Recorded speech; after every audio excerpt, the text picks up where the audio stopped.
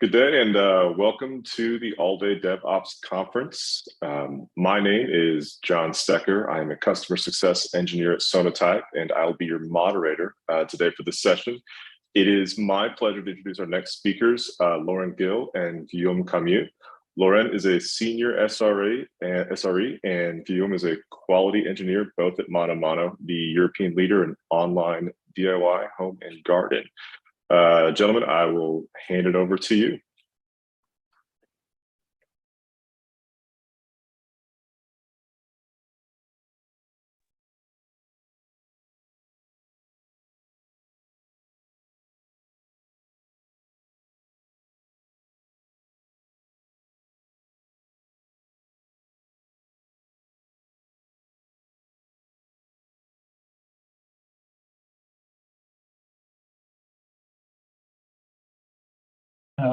Laurent, on t'entend pas. Oh, sorry, I was muted.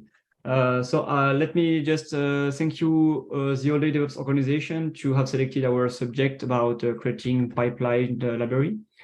And indeed, I am Laurent Gill. I am a DevOps coach, a solution architect, and a Kubernetes evangelist. I'm really passionate by everything related with technology. And I'm Guillaume. I've been working at Mano Mano for 5 years ago, and my goal is to reduce the friction, and the time was due to an ecosystem in order to improve the developer experience at Mano Mano. Okay, so let's start with our subject. Nowadays, companies are engaged in a production race. They need to continuously increase the customer value in pushing new ideas to production with a lean approach, so a kind of fail-fast approach. To achieve it, they often adopt the DevOps culture, trying to continuously improve value streams to always produce quicker with a better quality. In this game, high performance pair the DORA research team. High performance teams are estimated to have 417 times more deployments than lower performers. So to achieve this, they need to equip their company with frameworks and tools, allowing a better communication between the engineering team and the operation ones in order to have a smooth flow. And this is the type of issues we have to solve in our Mano Mano journey. So the first problem is to, sorry, can you please go back to the previous slide? The first problem is how to accelerate the value stream of the engineering teams. And the second one is how to fail fast. And the latest one is to have a smooth communication between engineering teams and platform ones. So next one. To achieve this, there are multiple, I would say, tools or solutions, maybe more tools or frameworks. So usually companies are adopting those kind of approaches. So internal developer platform. So an internal developer platform is a set of APIs which are used to provide the engineering teams with features. It can be related with the cloud, or it can be related with some internal tools configuration. Another approach is to use an infrastructure as code library. Basically, these kind of libraries are used to create and manage infrastructure. So this is libraries we provide to the engineering team in order to make their life easier in the cloud, or maybe elsewhere, but usually it's for the cloud. And the third kind of tools is the pipeline library. So basically, the pipeline library is used to help the engineering teams to embrace the continuous improvement, the continuous integration movement, and continuous deployment too. And so that this kind of libraries is usually created by, I would say, a team of experts, an internal team of experts with good automation skills and a strong test cultures in multiple languages. In addition to those skills, the team members are also familiar with advanced deployment workflows, so that they can I would say, propose different workflows inside the libraries. And this is where our talk today will focus. We'll talk about pipeline libraries. So in companies, we create pipeline libraries to, indeed, for sure, to provide a continuous integration mechanism to the and continuous deployment mechanism to the teams, to the engineering teams. But it's also an opportunity to introduce some DevSecOps component or some compliance component on some test components or naming convention. So this is a way to push the standards towards our engineering teams through this tool. This is another way to break the silos, because this pipeline library is usually created by one central team, but it's open to modification by the users, which are the engineering team, because they use it on their day-to-day activities, so they are able to improve it and to contribute to this library in order to match their real needs. So this is a way to break the silos.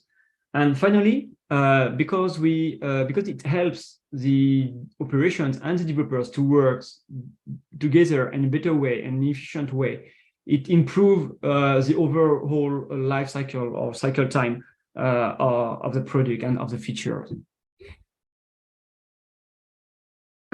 So in our journey in this pipeline library, we made some mistakes. The first one was to, I would say, widely open the pipeline libraries to our internal community without having put in place some strong guidance on how to create this pipeline library. And the result was that the jobs of the pipeline library weren't reusable by everybody, just because some jobs contain constraints about the execution environment. For example, inside a job for GitLab, you say, I want my job to be executed on the runner with this tag. And because you specify the tag, it means that if you change the environment, you will not be able to execute the job. Or sometimes you can find also some constraints about the workflow. For example, someone will say, this test job will run only on branches, whereas you want to use it on the master branch. So this kind of stuff can drastically decrease the interest of your pipeline libraries, because a lot of people start to contribute for their own project without thinking widely of the company. So one of the issues is to keep it simple and stupid. So basically, we need to have some jobs which are defined to execute only one task with well-defined input and well-defined output. If you would try to put everything inside one job, for example, build and test inside one central job, at a time, you will have less flexibility. When it comes to troubleshoot, your user will have hard time to find where the code is placed. Another thing is to avoid the one-size-fits-all, just because everybody has a different solution, everybody has a different problems. You can't create one job, for example, which will build, I would say, Node.js packets as well as some other Python stuff, or which will test and build at the same time. It's already a good practice to separate things.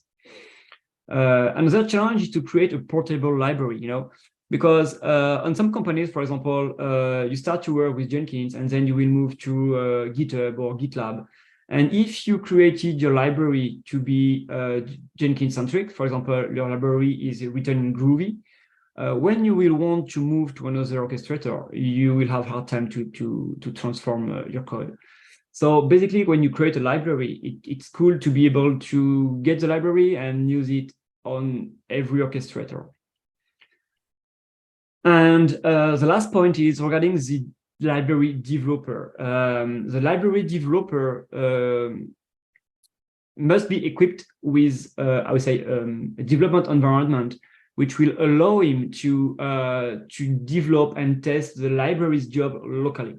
Just because each time, if you don't have this ability, you will have to create your job, commit your code, create a project which will run your code, and so that each time you will perform a modification, you will have to wait roughly between 10 and 15 minutes before having the output. So for sure, it's really, really interesting to have the ability to execute the code locally, and so that to have the output directly. So Among those problems, Dagger will address the portable aspects just because it avoids orchestrator logging by using containerization. And it will also address the enable productivity by allowing job local execution, just because, once again, it's based on Docker and containerization. So you will be able to execute the job locally from command line, and you will be able to check the output of your job quickly. So you will gain in productivity. So now let's talk about Dagger. Yes. So why we are presenting Dagger today? This is a tool that we discovered the last April, and on the paper, it's answer for some of our problems to create a pipeline library. I'm not a great speaker, but this tool has helped me a lot, and I want to give you some feedback on it. So what is Dagger? We make a big overview. Dagger is a programmable CI/CD engine that runs your pipeline in container. This is has several benefits. You have the instant local testing, like say Laurent just before. You can modify the pipeline and test it locally before sharing it with other guys. Your pipeline is portable because the same pipeline can run in your local machine on the CI/CD, in your CI runner, on a dedicated server. You can run it in GitLab or in a GitHub action that works in the same way. You have the benefit of Docker with a superior caching, because every operation is cached by default, and the caching works in the same way everywhere. And you have the benefit of all the compatibility with the Docker ecosystem, because if you have a tool that runs in a container, you can add it directly in your pipeline and use it. So how does it work concretely? So Dagger comes as an overlay to Docker. It works in a client-server mode. So you have an SDK that allows you to communicate with the Dagger engine. And after the Dagger engine prepares the instruction and sends it to the container runtime, and which will execute your pipeline. Just before starting a live session, I give you some concept about Dagger. So in Dagger, all starts with the plan. The plan is like a manifest of your pipeline to interact with your CI engine. The plan is composed by a client action. So the client action, like I said before, Dagger use Docker to run the action. So sometimes you need to access to your host machine to read some read or write some file. You need to read some variable in your host to use it in your action, or maybe you need to use the command line in your host to, for example, get a token for AWS. So you can perform this interaction with your host by using the client interaction. And of course, you can declare some action. This action is the task that you want to execute in your pipeline. So just before CU, Dagger use the QLong to describe the pipeline. What is QLong? QLong is a configuration language created by Google. At the origin, it used to configure Borg, the predecessor of Kubernetes. And Qlang is like a mix between YAM and JSON with additional feature, like the string interpolation, and I have listed all the possibility. And I share with you an example here of Qlang syntax.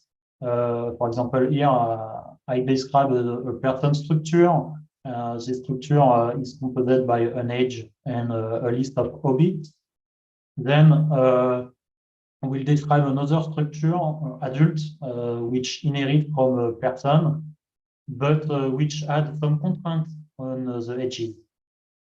And finally, we implement the adult structure with John. Of course, in this implementation, if the age is lower than 21, the queue will raise an error because it doesn't compile, because John is an adult and an adult must be as more than 21. And Dagger uses this language to describe the pipeline. It is very useful because if we make an error, we are immediately alerted because the plan doesn't compile. And how many times I spend to debug a pipeline because my environment variable is not really good. For example, I've put a Boolean, but Boolean is not interpreted in a variable environment. So I need to debug this. With Dagger and the Q language, it's not possible to have this kind of error. So I think now it's time to practice a little to show you concretely what is Dagger. To do that, let's take a simple example.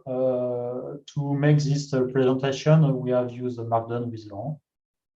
And the slide is hosted on the GitHub pages. So the pipeline is very simple. It's in 3 steps. We have a linter to make sure that the Markdown is correct. We have a build task to build this presentation. And then we publish the slide on GitHub pages. Okay. You can see the link of the project in the slide. It's in my namespace on GitHub.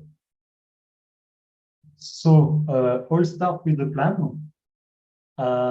As we explained of the Dagger concept, to describe your pipeline, you need a plan.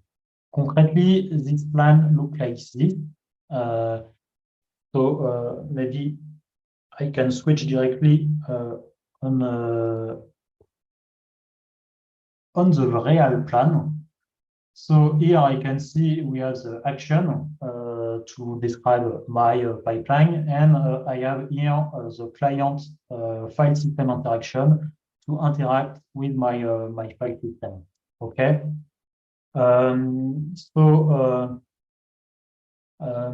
If here you can see some particular contact with the language, you have, for example, an hashtag before the plan. So what means the hashtag? This hashtag is a definition. It is a syntax for the Q language, and this definition can be defined locally to the pipeline. But here the interest is not to be defined locally because we build a library. The interest here is to be able to import external definition. So Dagger provides some definition that we can use directly in our pipeline, like the Dagger plan.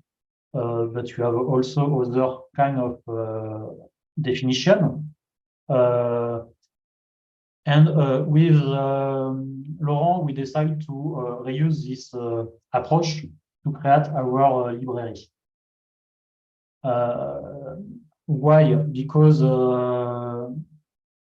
that allows us to centralize some common definition between our different projects. This avoid redeveloping the well for each project. This is a real-time server to start quickly. And it also allow us to answer to a relative homogeneity between projects. I can see you quickly, for example, with the Markdown action here. So the first thing, I need to import this Markdown action. And when I put the Markdown action in import, automatically Dagger downloads this action in your project in the queue mode. So I follow the path and I find action Markdown here. As I say every time, Dagger is built on top of Docker. So to run my job, I need to define an images. So we have created a definition to describe these images for our job. So the first thing, okay, I import some Dagger stuff. And I create a definition by starting with the hashtag in the image for the Markdown. I specify some input for my action here. I need a repository because I anticipate if I want another images, custom images, for example, I can override it by putting another repository. I specify the tag that I want. If I need an authentication to fetch a private images, I allow an optional parameter to describe the credential to load the images. And after, I reuse a definition provided by Dagger is a Docker pool, and I reuse in the source the repository variable input here and the tag. Okay, and I pull the image. And after, what I need to describe the lint action. So I have another definition here to lint the Markdown. So what I need to lint the Markdown, the first thing is the source code of my project. So in this definition, I add an input. This input is a Dagger effect for file system. I specify the list of the files that I want linked. I have another parameter is the image. The image is the definition that just I see you before here. I didn't need to import them because in the same package. Here, my action lint is in the package Markdown, and my image is in the same package. So I can use it directly like this. And after, I use another definition provided by Dagger, is a Docker run. I reuse my image output. I mount my source in my file system in the source destination. I define my work here, and I launch the command markdown link on the file. Okay. So here it's another definition, and I can reuse this definition in all the projects that I want. Or I can use this action. So I have to show you. I need to import this definition in my Dagger plan, and after I need to create an action. So here we are here. I have created an action linked. Today I have only one Markdown linter, but if I need some other linter, I don't know, a shell check or other, I can put other targets here. So here I have put a Markdown target that implements my Markdown lint, and just I extend this Markdown lint with the expert, and I specify the source and the file that I want. The source is another action, is an hidden action because it starts by an underscore, and I use an another definition provided by Docker to mount my host file system, so the current path, and I exclude some directory, and this action produces a Dagger file system. So I can reuse this after in my action to manipulate my source code. Okay. So with this, I have implemented the linter. Just I can show you quickly how I can execute this action. Just I have the Dagger Q binary. I can make a do, and I want to execute the length action.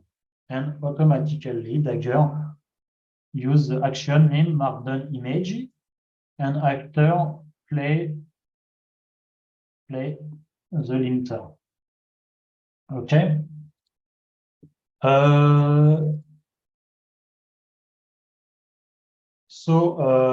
As you have seen in the definition of the markdown, we have an optional parameter to define the image. So it is possible to specify a custom image here by overriding the images with the images that you want. Okay? And of course, I have one action, but a pipeline is a lot of action, and I need to link action between us. So to have a better understand how works Dagger, I think we can show you the build action. Because to build this presentation, we have three media, HTML, PDF, and PowerPoint. So in the build action here, we have created three sub-actions. We have a sub-action to build an HTML, a sub-action to build a PDF, and a sub-action to build a PPTX.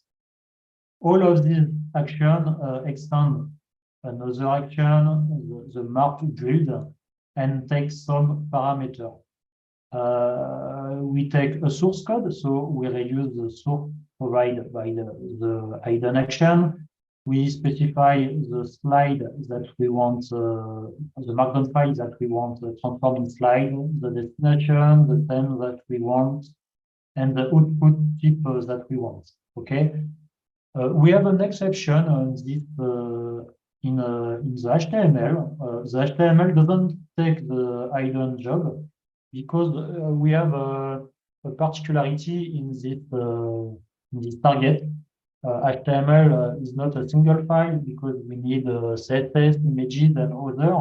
And I need to copy all the assets in the output direct destination. So I have made another job here is the asset copy. This asset copy is a core copy provided by Dagger, and just copy my folder asset in the disk asset. And after, I can reuse the output of the asset in the like a source of Dagger. Okay. If I show you in a slide, I have something like this to chain my action. Okay, the output of the source is the input of the asset, and the output of the asset is the input of the HTML. And like this, I can build and chain my my pipeline. Okay. And sorry, Guillaume, I think it's time to conclude because yes. we already so yes, just in 2 words. So Dagger, when Guillaume introduced Dagger to me, so it just blew me. It was really a nice tool which allowed me to work locally and create my pipelines, etc. So it's really a good product. By the way, the team is really active on Slack. So if you have questions, because the documentation is good, but it's not, it doesn't go deeper in all directions. So if you need more information, you can ask questions on Slack, and they are very reactive. What was a block on for us in the company area was the Q language, because it's really, I will not say it takes time to ramp up on this language. And when you want to spread the tools across your company community, it can be a showstopper because it's not their work to learn queuing and to make pipelines. So that was the element which block us in our progression. But I think that the team, Dagger team, already understood this problem because they started to create some SDK in Node.js, in Python, in Golang. So that's probably because of this issue to make it more accessible on their users. And I think this is a tool that we will have to, I would say, work again or review in few years, few months, when you will gain maturity, because probably it will be more accessible and more usable for the final users. Thank you. Appreciate your time. I would like to invite everyone watching to join us over in the discussion section under the community dropdown to continue the conversation, ask any other additional questions. Yeah, thank you both for joining us today. Bye. Thanks. Bye.